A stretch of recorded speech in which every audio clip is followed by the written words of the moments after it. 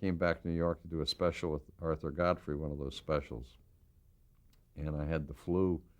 I was dying slowly in the Tuscany Hotel. It was about 20 below zero, one of those wonderful December days in New York.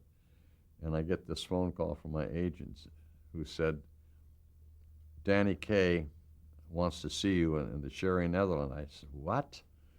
Yeah, well, I wasn't a big-time producer like, they had, like Bob Banner or some of those other people who had big names, and I knew that Danny Kaye had interviewed everybody that had ever produced anything in the world of a variety nature, and I couldn't believe he didn't have a producer yet, because it was spring already. He was going to go on in the fall. For CBS. For CBS, because I was still under contract. So Mike Dan, I think, said when they couldn't get anybody, I think he just said in passing, well, why don't you talk to Perry Lafferty? And Danny was in New York, and he was staying at the Sherry Netherlands, where he had an apartment. And they called me. I was, what the flu was like. I'm talking a major flu here. This is big time. So I don't know how I got over there in the rain and wind, and I went in there. And you can't talk to somebody you're that sick. And he was there with his two agents, and one of them, Ted Ashley, who was a big agent then, said, well, tell Danny how you think his show should go. And I was so sick.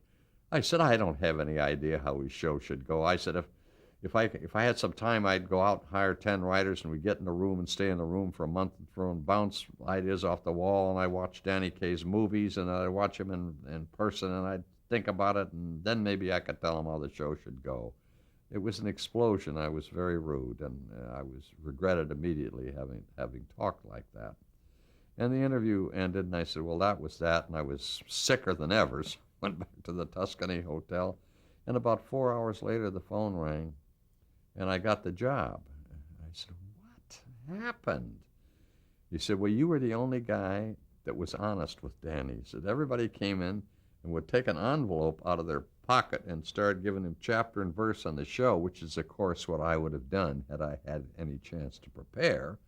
But having no chance to prepare, I sort of lost my temper and said what I said, and he liked what he heard, so that's how I got that job. In order to get Danny to do it, one of the things they had to give him was they built him a bungalow on the roof of Television City. A bungalow cost $50,000 in those days. It would be like, what, $300,000, a whole house.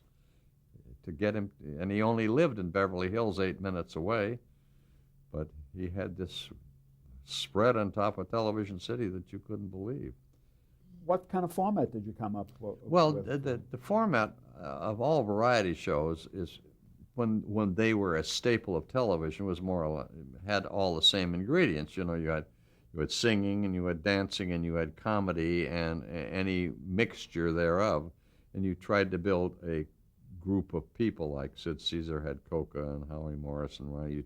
We found Harvey Korman and a wonderful actress named Joyce Van Patten, and to build a little company, and Tony Sharmley was the choreographer, and Danny had a certain number of characters that we built over time, so we could repeat the characters in different situations.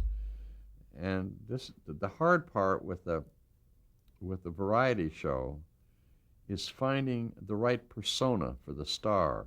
Danny Kaye, I described to you earlier as being, in many ways, a very complicated man, introverted sometimes, extroverted other times, paranoid sometimes.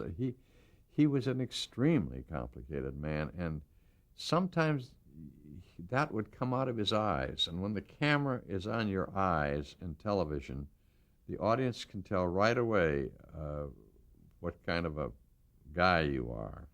So you got to find something for him to pretend to be when he's on television that will work. And we found that when he would tell stories, he could become characters inside of the stories, and all these wild, crazy guys. And yet when he was telling the stories, he was charming. So we used that kind of persona where he could just be relaxed and talk a little, and then when we would do these crazy sketches, that was okay. It was like Carol Burnett talking to the audience at the beginning of the show, then she'd be this goofball in all the sketches, but you had to like her. And Danny had a lot of anger in him, and one of the things you had to try and hide that anger by what you gave him to say when he was being Danny Kaye.